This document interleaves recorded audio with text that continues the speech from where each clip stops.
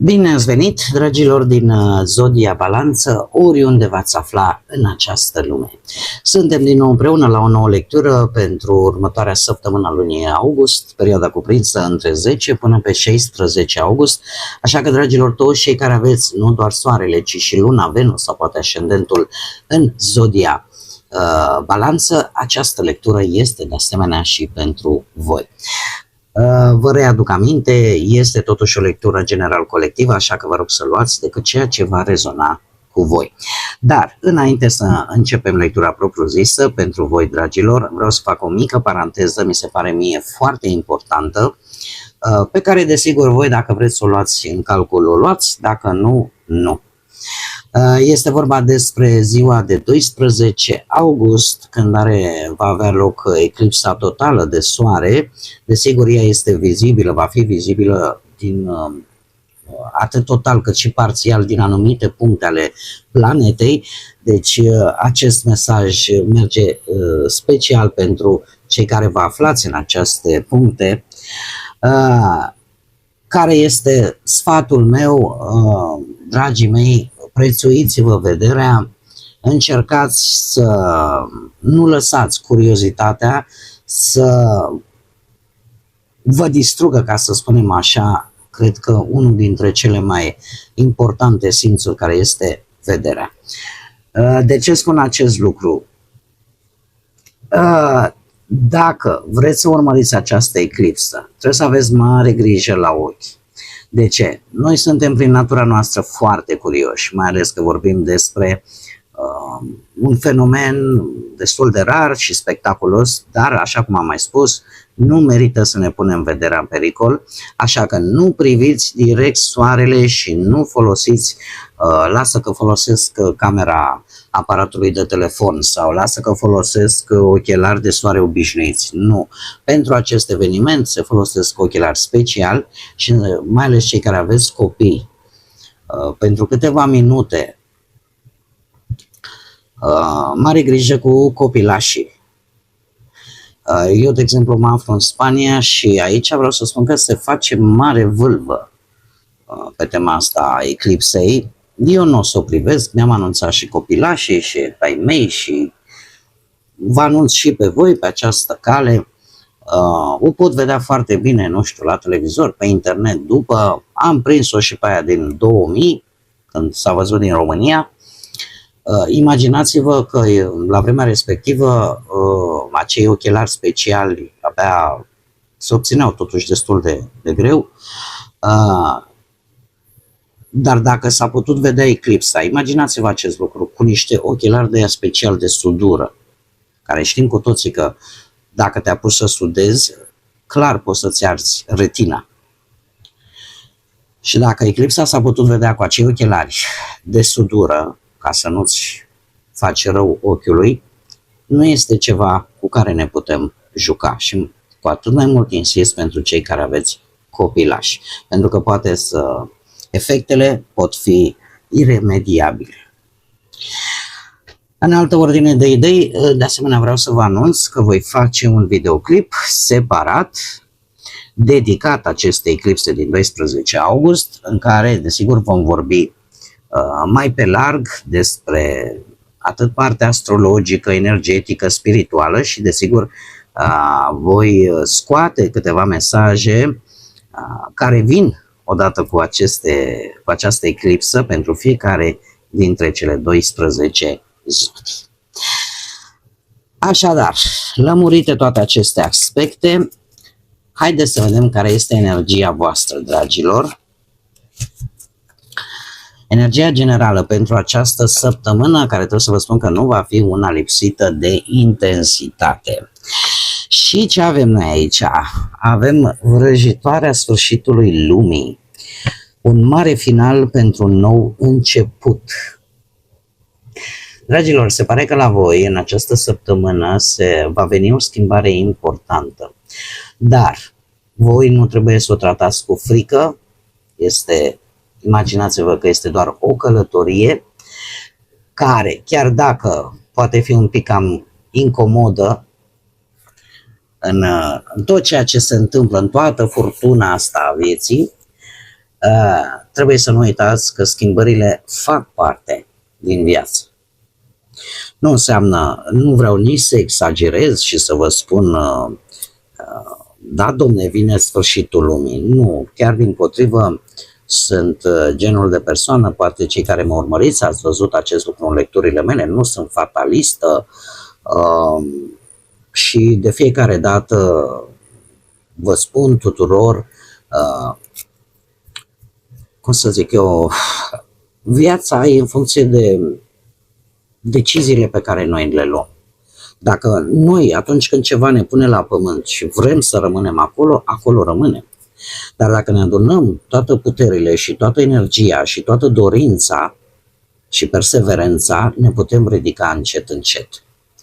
E într-adevăr, cum am mai spus, este o săptămână nu foarte ușoară și nu doar pentru voi, în general, pentru toată planeta. Unii chiar merg un pic mai departe și vorbesc de tot felul de portaluri, de tot felul.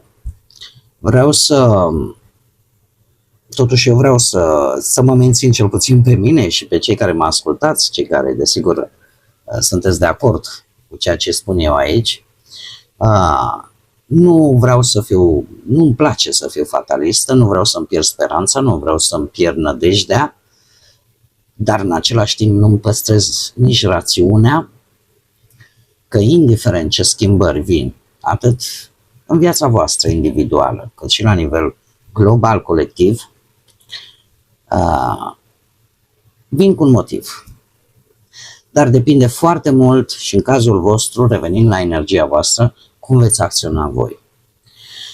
Sunt furtuni care vin în viața noastră, sunt lucruri care nu ne plac, dar tocmai pentru că nu ne plac, depind foarte mult de felul în care noi acționăm. La voi, într-adevăr, poate veni chiar și ceva care se termină, poate natural. Nu știu, poate dau un exemplu. Ai avut un contract cu cineva pe o perioadă strictă de timp și se termină contractul.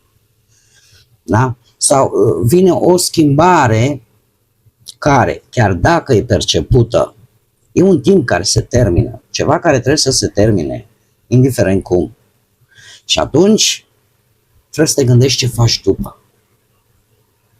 Că poți să stai să-ți plângi de milă, o să o faci. Poate pentru un timp. Dar să nu rămâi blocat în această energie. Și credeți-mă pe cuvânt că nu vă spun din povești. Vă spun din experiențe de viață, trăite de mine și nu odată. Haideți să vedem ce ne spune tarotul, ce vine pentru dragii mei din Balanță în această săptămână 10-16 august. Atât pe plan profesional, financiar sau sentimental. Să vedem. Bun. Avem o 10 de cupe, avem un 3 de monede, o regină de bâte, o regină de monede. Surpriza săptămânii. Bun, hai să le și clarificăm. Aici avem zodii de foc, berbec, leu, săgetător, aici avem zodii de pământ, taur, fecioară, capricorn. Hai să le clarificăm și să vedem. Clarificăm, te rog, pentru dragii mei din Balanță, săptămâna 10-16 august, 10 de cupe. Clarificăm treiul de monede.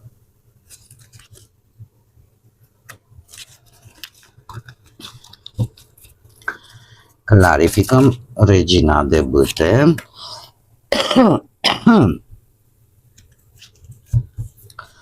Clarificăm regina de monede.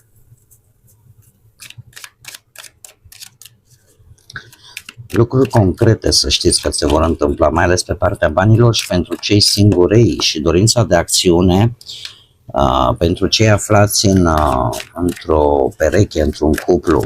Surpriza, te rog. Bun. Haideți să vedem. Dragii mei dragi, Avem un cavaler de monede, zodii de pământ, Taur, Fecioară, Capricorn. La voi aici aș spune că, mai ales cei care aveți un ascendent pe aceste zodii de pământ, lucrurile s-au mișcat destul de încet pe domeniul ăsta al carierei profesionale. Voi ați făcut o muncă serioasă, disciplinată, constantă.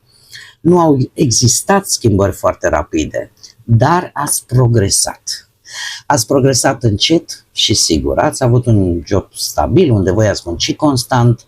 Au fost perioade poate de muncă intensă, dar cumva voi erați siguri că construiți ceva solid sau cumva ați avut un proiect, de ce nu, la nivel individual care a avansat, lent, dar sigur.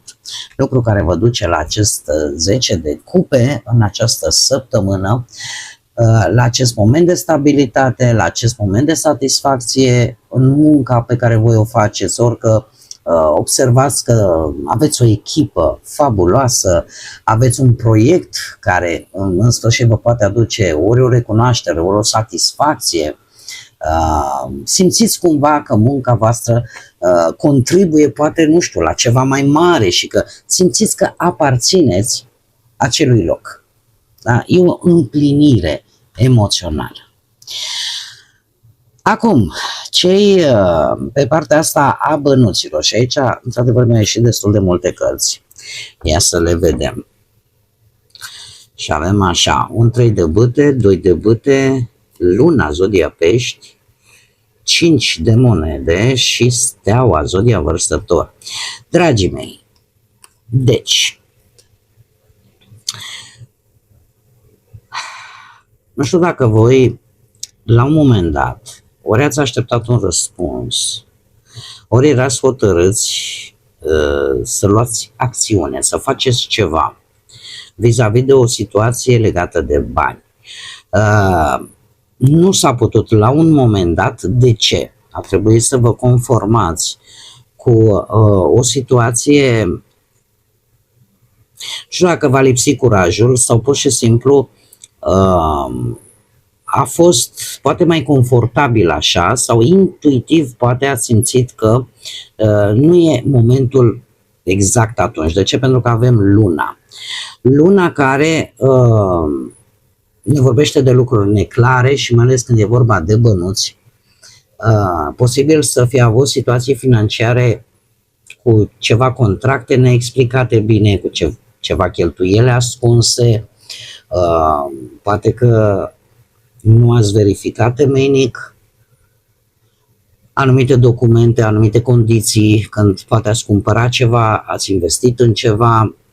Cert este că aici am avut o pierdere de bănuți sau o cheltuială care a apărut în urma acestei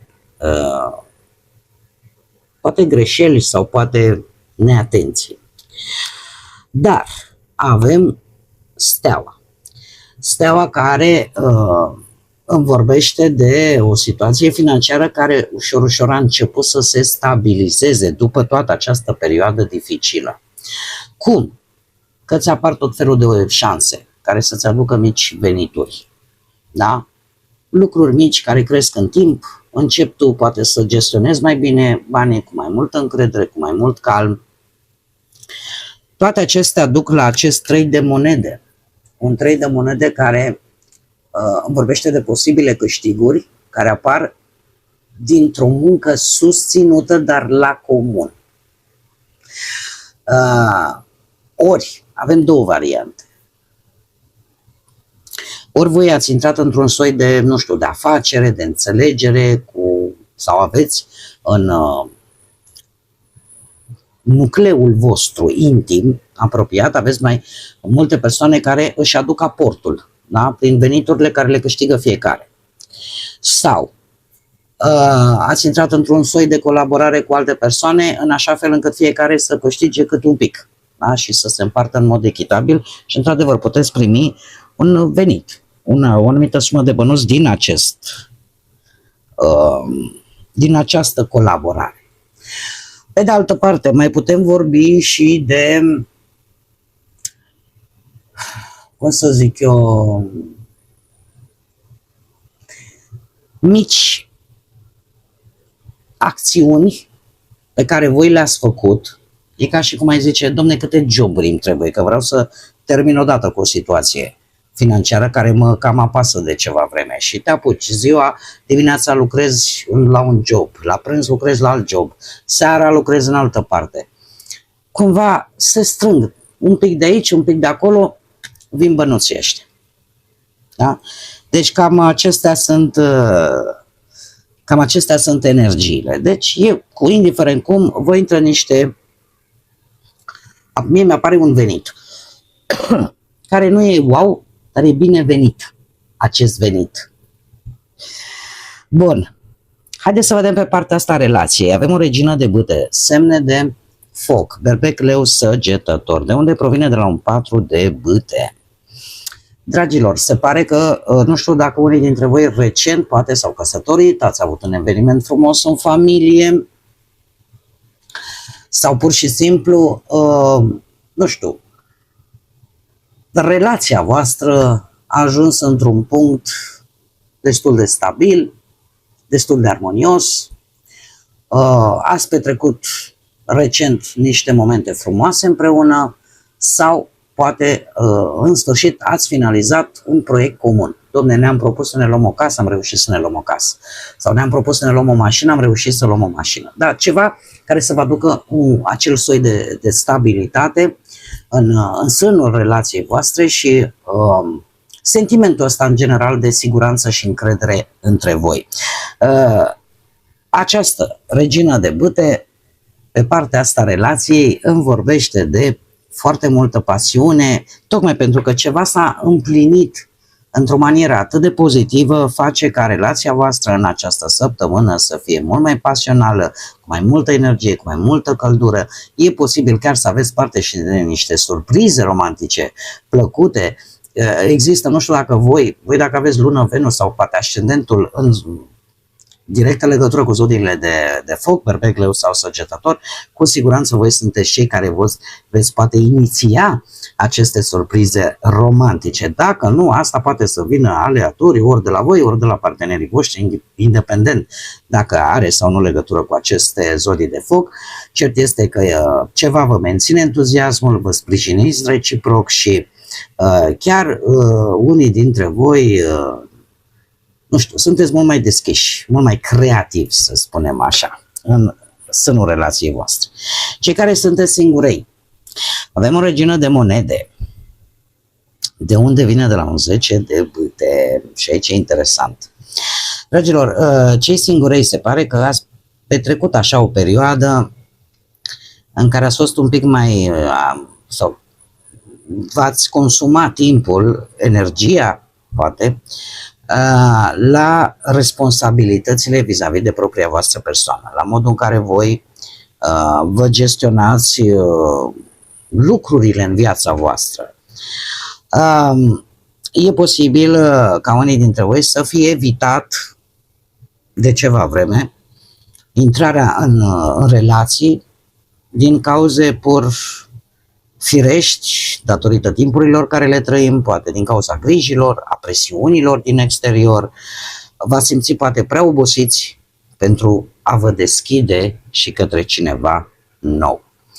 Toate aceste lucruri totuși duc la această regină de monede. O regină de monede care ne indică o persoană care pur și simplu se simte bine cu propria ei viață, are o anumită stabilitate personală, are, să zicem așa, o viață organizată, independentă, din punct de vedere poate material. Pe de altă parte, mai putem vorbi de niște standarde destul de ridicate vis-a-vis de un posibil partener și chiar de o dificultate, aș spune, de a lăsa pe cineva să intre în viața voastră personală. Tocmai pentru că pentru o lungă perioadă de timp ați fost foarte mult angrenați pe alte aspecte ale vieții și cel puțin în această săptămână nu simțiți cumva nevoia să vă implicați, să spunem așa, într-o nouă relație sau să lăsați o altă persoană să ajungă în viața voastră la nivel sentimental. Foarte interesant, surpriza săptămânii nu vine singură și aici se vede foarte bine energia generală pe care voi o aveți. Avem un 3 de spade, el provine de la un 7 de bâte și de la un 2 de cupe. Acum, cum vă spun de fiecare dată, nu trebuie să vă speriați. Eu nu-mi place să fiu fatalistă și cu atât mai mult cu cât avem o lectură general colectivă. Ce înseamnă de fapt acest 3 de spade? Și cam cum văd eu lucrurile? În această situație, dragii mei, eu spune că voi ați avut o conversație la modul cel mai sincer, chiar dacă a fost ușor incomodă, nu știu dacă pentru voi sau pentru cealaltă persoană, o conversație, nu știu, vis-a-vis de o relație, de un parteneriat sau o anumită înțelegere. Cert este că unul dintre voi, puteți fi voi, poate să fie cealaltă persoană, și-a apărat punctul de vedere într-un mod constant. Dar de ce apare acest 3 de spade? Pentru că a apărut un conflict în acest parteneriat, indiferent că el este sentimental, profesional sau pur și simplu de afaceri. Eu n-aș spune neapărat acum, vai Doamne, ia să vezi cum vă despărțiți, ci mai degrabă simt o tensiune care scoate la suprafață ceva ce era ținut în interior, că era un adevăr, că era o nemulțumire, era ceva ce nu s-a spus sau, mă rog, nu s-a știut. Am putea vorbi în această situație de o dezamăgire legată de o colaborare cu o persoană în care voi ați avut încredere. De asemenea, 3 de spade îmi poate vorbi de o constatare că lucrurile nu sunt așa cum păreau a fi. 7 de bâte insistă foarte mult pe voi și pe faptul că voi nu ați cedat foarte ușor. Adică cumva nu ați stat pasivi. Așa că mai degrabă este o situație în care poate chiar voi veți spune până aici. Adică chiar dacă sunteți dezamăgiți, chiar dacă poate vă doare, voi încercați să vă apărați limitele, chiar dacă acest lucru vine la pachet și cu acest disconfort. Da? Așa că există rezistență, există asumare, există curaj să înfruntați această situație și poate chiar voi să fiți puși în situația de a vă apăra punctele de vedere sau să stabiliți anumite limite foarte clare, chiar dacă pe moment adevărul sau ceva care vă dezamăgește este greu de acceptat, totuși luați partea pozitivă, pentru că acest lucru chiar vă poate deschide drumul către o relație, o colaborare mult mai autentică. Da? Nu luați jumătatea goală a paharului. Haideți să vedem acum și ce mesaj am pentru voi din acest oracol al copilului interior. Care e mesajul pentru dragii mei din Balanță, săptămâna 10-16 august? Mesajul, te rog, pentru dragii mei din... Ei!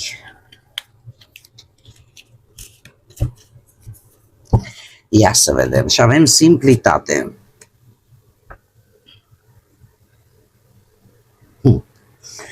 Partea de lumină care vă ajută în această săptămână este culmea, claritatea, ușurința și minimalismul. Iar partea de umbră la care voi trebuie să fiți atenți, complexitate, cum s-ar traduce, Doamne? Putem vorbi așa, deci partea asta de umbră, în afară de faptul că ne vorbește de complexitate, da? Adică vă complicați inutil sau îi complicați inutil anumite lucruri. Mai avem și tot o parte de umbră, dezordine, aglomerare, fie că e în casă, fie că e în minte, fie că e în viață general și, desigur, sentimentul ăsta de a fi copleșit, de a avea prea multe pe cap. Îndemnul acestui mesaj ne spune așa: îmbrățișează simplitatea și renunță la ceea ce este în exces, pentru că uneori mai puțin înseamnă mai mult. Ce vrea să vă transmit acest mesaj în această săptămână atât de încărcată energetic? Aș spune că trebuie să profitați de partea voastră de lumină, care ne vorbește de claritate, naturalețe, alegerea lucrurilor cu adevărat importante pentru voi, să vă folosiți de ele în așa fel încât partea asta de umbră care vă avertizează asupra tendinței voastre să complicați situațiile, să vă încărcați cu prea multe griji, cu prea multe responsabilități sau gânduri care pot fi inutile și asta vă face să vă simțiți foarte copleșiți. Așa că îndemnul este să simplificați ceea ce poate fi simplificat până la urmă, să renunțați la ceea ce nu vă mai folosește și să vă concentrați strict pe ceea ce contează cu adevărat pentru voi. Pentru că tocmai de aceea se spune, uneori mai puțin înseamnă de fapt mai mult. Bun, dragii mei, cam aceasta a fost lectura pentru voi în această săptămână. Eu desigur vă mulțumesc tare mult că ați fost alături de mine și până la următoarea noastră revedere, desigur nu uitați, suflete frumoase, să gândiți înalt, să zburați înalt și lăsați, cum nu, lăsați ca pacea, credința, lumina și iubirea să vă însoțească la fiecare pas.